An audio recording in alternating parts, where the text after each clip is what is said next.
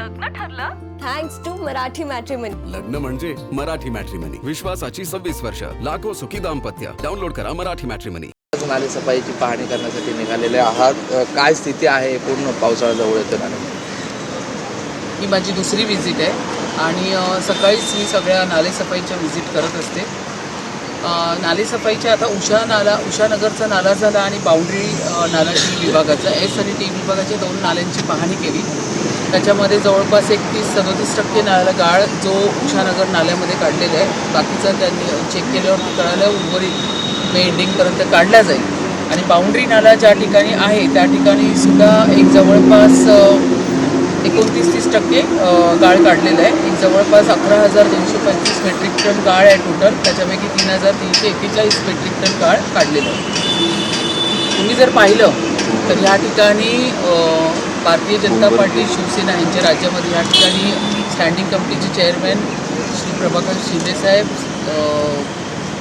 अध्यक्षा प्रभाग समितीचे अध्यक्ष साक्षी दळवी, जिल्ह्याचे अध्यक्ष दीपक दळवी हे उपस्थित आहे. तर सांगायचं हेच आहे की तुम्ही बघताय की ह्या आमच्या भारतीय जनता पार्टी शिवसेना या राज्यामध्ये कशा पद्धतीने ट्रान्सपरन्सी आणि कामाचा जो पूर्ण एक यशस्वीपणे पार करणारा टप्पा या ठिकाणी आम्ही करतो. सर्वजण लोकप्रतिनिधी, मग त्या ठिकाणी मी असेल, प्रशासनाचे अधिकारी असतील, लोकांचा सहभाग अशा माध्यमातून आम्ही संपूर्ण नालेसफाई करतो आहे. पावसाळ्यापूर्वी आम्हाला 80% नालेसफाई मेच्या एंडिंगपर्यंत पूर्ण कंप्लीट करून घ्यायची आहे. त्यानंतर रोडची पण कामं या ठिकाणी चालू आहे. जर मी इथे टाटा कॉलनीचा हा जो रोड आहे याची पाहणी करायला आलेली आहे आणि तोसुद्धा या मेच्या एंडिंगला कंप्लीट होणार आहे. पाहणीच्या दरम्यान एक मेसेज प्रशासनाला पण जातो की या ठिकाणी लोकप्रतिनिधींचं लक्ष आहे.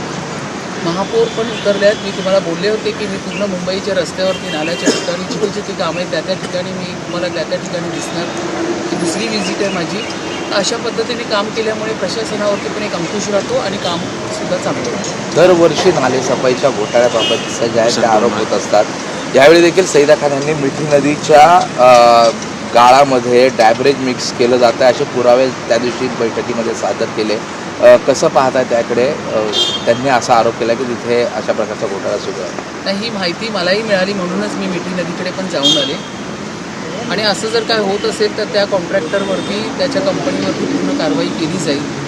पण ही एक माहिती मला मिळाली आहे की बऱ्यापैकी कन्स्ट्रक्शनच्या ज्या साईट चालू असतात त्या ठिकाणी कुठेतरी नजरेआड त्यांचे ते डेब्रिजचे डंपर घेऊन त्या नाल्यामध्ये फेकले जातात.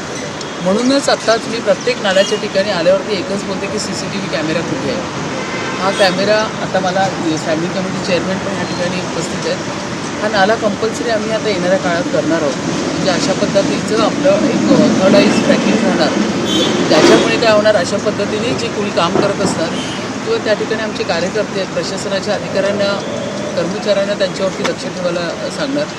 पण काही ठिकाणी ही प्रॅक्टिस चालू आहे की गाळ त्याच्यामध्ये डेब्रिज टाकून तोच काढून त्याचं वजन आणि ती ट्रॅकिंग हे अशा पद्धतीने भ्रष्टाचाराचं काम त्या कॉन्ट्रॅक्टरकडनं जर चालू असेल तर त्याला त्या ठिकाणी ब्लॅक लिस्टेड केलं जाईल. सर, अनेक कामं चालू असेल, बुलेट ट्रेन असेल, मार्ग असेल, त्यामुळे कुठे अडचण निर्माण होऊ शकते. त्या ठिकाणी सखोल भागात पाणी जाण्याची शक्यता. यंदा यंत्रणा वेगळी काय वापरली जाणार आहे का? नाही, एक लक्षात घ्या, 2014 नंतर मुंबईचं पूर्ण बदलणारं चित्र हे सगळं आपण सर्वच जण बघतो.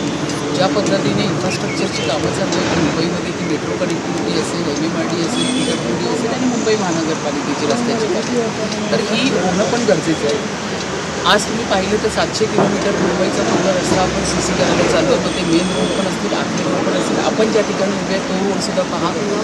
तर आत्तापर्यंतच्या बोबाटाच्या काळामध्ये 25 वर्ष त्यांची सत्ता होती. 50 वर्ष. त्याच्यामध्ये रस्त्याचंही कॉन्ट्रॅक्ट निघायचं आणि लगेच त्याच्याबरोबर खड्ड्याचंही निघायचं. म्हणजे त्यांची मानसिकता बघा अशी. आता तसं नाही. त्या ठिकाणी CC रोड चांगले केले जातात. ते तुम्ही पाहिलं, रोडच्या खाली आपण डग पण तयार करतो आहे. त्याची पण एक वेगळी सिस्टम आपण लावलेली आहे. साईड ट्रेन्स बघा, आपण ज्या ठिकाणी उभे आहोत ते साईड ट्रेन बघा. अशा पद्धतीचं चांगलं ट्रान्सपरन्सी काम, लोकांच्या हिताचं, लोकांच्या उपयोगी पडणारं चांगले रस्ते, दिवे, रस्ते, लाईट, पाणी हे देण्याचं काम आज आपण या ठिकाणी भारतीय जनता पक्षाच्या पूर्ण सत्तेमध्ये आपण पाहतो आहे. ट्रिपल इंजिन सरकार आहे. या ठिकाणी राज्य शासन पण देवाभाऊ काम करतात आहे, शिंदेसाहेब काम करतात आहे. या ठिकाणी नगरसेवक सगळे रस्त्यावर उतरलेले. तर आपण एक चांगलं ट्रान्सपरन्सी आणि पारदर्शक असं काम लोकांच्या विकासासाठी येणाऱ्या काळात पुढे आणतो. मुंबई ही कामं होत असताना लक्षात घ्या या 5-6 वर्षामध्ये ही संपूर्ण कामं कंप्लीट होईपर्यंत हा जर त्रास होणार मान्य करतो, पण ह्याच्यामध्ये लोकांचा सहभाग ठेवायचा. मुंबई महानगरपालिकेने एक निर्णय घेतलेला आहे की सगळ्या उद्यानांमध्ये आता हिरकणी कक्ष उभा केला जाणार आहे. महिला ज्यांना खूप ऑकवर्ड फील होत असतं अशा ठिकाणी हे हिरकणी कक्ष उभारला केल्यानंतर काही अडचणी देखील आहेत की उद्यानांमध्ये बांधकामांना परवानगी जे आहे ते मिळत नसते. तर ह्यावर आता कसा तोडगा काढणार आणि हे कसे काय कक्ष उभे राहतील, किती फायदा होणार? नाही आता लक्षात घ्या लहान मुलांना घेऊन त्यांच्या आया येत असतात, बाळांना घेऊन आल्यानंतर त्या ठिकाणी लहान बाळ हातामध्ये असतं. अशा वेळी अशा परिस्थितीमध्ये आईला त्याच्या बाळाला दूध पाजताना तिला हिरकणी कक्षाची फार गरज असते. मी तर एवढं पुढे जाऊन बोलते की आम्ही मुंबई महानगरपालिकेमध्ये पण काही अशा माता आहेत त्या जस्ट डिलेवरी होऊन नंतर 2-3 महिन्यांनी कामावर येतात. तर कधी कधी घरात कोण नसतं तर बाळाला पण त्यांना आणण्याची सुविधा व्हावी जेणेकरून बाळालाही सांभाळता येईल, नोकरीही सांभाळता येईल. तर मुंबई महानगरपालिकेच्या पण त्या ठिकाणी आम्ही हिरकणी कक्ष उभारण्यासाठी प्रयत्नशील. मॅडम तुम्ही मुलुंडला आलात, काही अंतरावर विक्रोळी कांजूरमाळ ठिकाणी मोठं डम्पिंग ग्राउंड आहे, चोरट्याने देखील ताशेरे ओढलेले आहेत, उग्र वास रात्रीचा येतो गेल्या काही दिवसापासून. कसं बघतं त्याच्यावरती आमचं पूर्ण काम चालू आहे. बऱ्याच ट्रीटमेंट करण्याचं आम्ही चालू आहे. त्या माध्यमातून वीज निर्मिती कशी होणार असे वेगवेगळे प्रकल्प, त्याच्यावरती पूर्ण चर्चा, अधिकाऱ्यांशी बोलणी, काय पुढे करता येईल ह्या सगळ्या गोष्टीवर आम्ही विचारतो. सिद्धिविनायक मंदिराला 500 कोटी सुशोभीकरणाला दिले, त्यावरून आता टीका होते की मंदिराकडे त्या अगोदर त्यांची स्थिती चांगली असताना महानगरपालिकेने 500 कोटी देण्याचं कारण काय? अशा बाजूने मुंबई महानगरीमध्ये ही महत्त्वाची देवस्थान आहेत. मग ते सिद्धिविनायक असेल, मुंबादेवी असेल, महालक्ष्मी मंदिर असेल, ही आपली ताकद आहे आणि ते चांगले सुशोभित. आणि मुंबईमध्ये सिद्धिविनायक मंदिर बघण्यासाठी, महालक्ष्मी, मुंबादेवी पाहण्यासाठी बाहेरून पण लोक येतात. जर त्या ठिकाणी अजून त्याचं ब्युटिफिकेशन असेल, सुशोभीकरण करण्यासाठी जर अतिरिक्त निधी हवा असेल तर मला असं वाटतं त्याच्यात गैर काहीच नाही. पण असं म्हणजे आरोग्य की त्यांच्या आर्थिक स्थिती चांगली आहे, स्वतः संस्थानाची स्थिती चांगली आता असताना सिद्धिविनायक ट्रस्टकडे काय आर्थिक निधी आहे त्याची माहिती घेऊन मी सांगेन. काल सभागृहात गोंधळ झाला. स्वतः किशोरी पेडणेकर तुमच्या जागेवर जाऊन जाण्याचा बसण्याचा प्रयत्न केला, कसं पाहता? तर कसं आहे त्यांच्या पचनीच पडत नाही आहे की ते सत्तेत नाही आहे, त्यामुळे उत्सुक त्यांना खुर्चीकडे धावतात. त्यांची ती आता अवस्था झालेली आहे. त्यांना ते डाव्या साईडला बसले आहेत ना, त्या डिस्टर्ब आहेत फार. तर त्यांना परत त्या खुर्चीला असुसलेले आहेत असं वाटत नाही का तुम्हाला? तर मला जरा उशीर झाला की त्या खुर्चीकडे पळतात, मला उशीर झाला की त्या खुर्चीकडे पळतात. तर ती खुर्ची आणि त्या हे आता त्यांनी आता ती मनाची मानसिकता करायला पाहिजे की आता ही खुर्ची माझ्यापासून लांब गेलेली आहे आणि आता आम्ही विरोधात बसलेलो आहोत. तर हे जेव्हा त्यांना कळेल तर त्या खुर्चीकडनं धावायचं जे काम आहे ते बंद करतील. मला पश्चिम बंगालचे निकाल समोर आलेले आहेत. घरोघरी दिवस निघालेले. पश्चिम बंगाल असेल, आसाममध्ये आढळलं तर पुन्हा आता सरकार स्थापन होईल, खास करून भाजप. ऐतिहासिक निर्णय आमच्या भारतीय जनता पक्षासाठी. पश्चिम बंगालची जनता जी आहे त्या ममता दिदींच्या दादागिरीला, तिच्या ॲरोगन्स स्वभावाला कंटाळली होती आणि ज्या पद्धतीने पश्चिम बंगालच्या जनतेला त्रास होत होता, आज उद्वेग मताच्या वोट बँकमधून त्यांनी तो दाखवलेला आहे. तुम्ही विचार करा 206 सीट्स आलेले आहेत. किती मोठ्या प्रमाणामध्ये त्यांचा लोकांचा विरोध ते त्यांनी मतपेटीतून दाखवलेला आहे. लोक त्यांच्या त्रासाला कंटाळली होती. तिकडचे कार्यकर्ते, आमचे भारतीय जनता पक्षाचे कार्यकर्ते, त्यांनाही मारहाण करणं, दादागिरी करणं, अतिरेक करणं ही या ममता दिदीच्या आणि त्यांनाही पचनी पडत नाही. इथे किशोरी पेडणेकरला पचनी पडत नाही, तिथे ममता बॅनर्जीला पचनी पडत नाही. तर त्यामुळे हे आता धावणार, पळणार सगळेजण. पण तिकडच्या जनतेने या ठिकाणी बघा ना, ममता बॅनर्जी आणि किशोरीताई पेडणेकर दोघी दिसायला पण बहिणी दिसतात, स्वभाव पण सारखा सगळ्या दृष्टीने व्यवस्थित आहे. तर ह्या त्यांना पचनी पडलेलं नाही आहे त्या ठिकाणी आणि म्हणूनच लोकांनी त्यांना त्यांची जागा दाखवली. SIR आणि 90-92 लाख वोटिंग कमी केल्याच्यामुळे फटका बसला असं देखील आता आरोप करतात.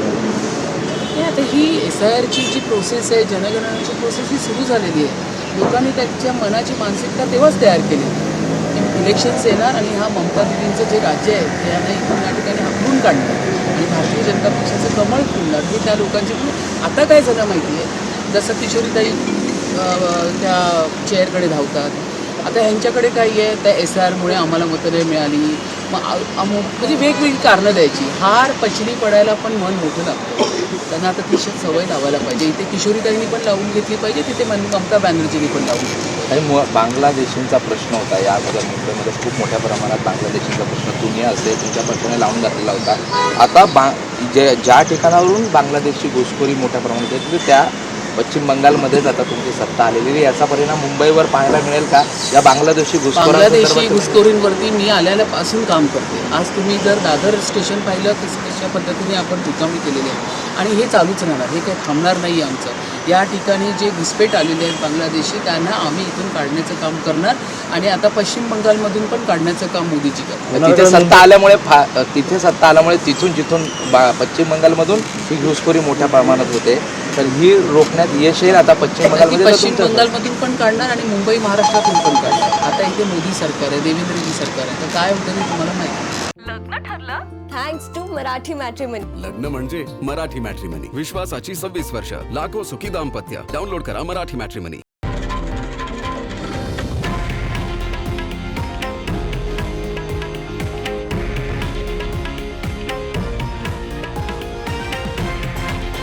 हे आहे देशातील नंबर 1 न्यूज नेटवर्क आणि आपण पाहत आहात TV9 मराठी, एकमेव.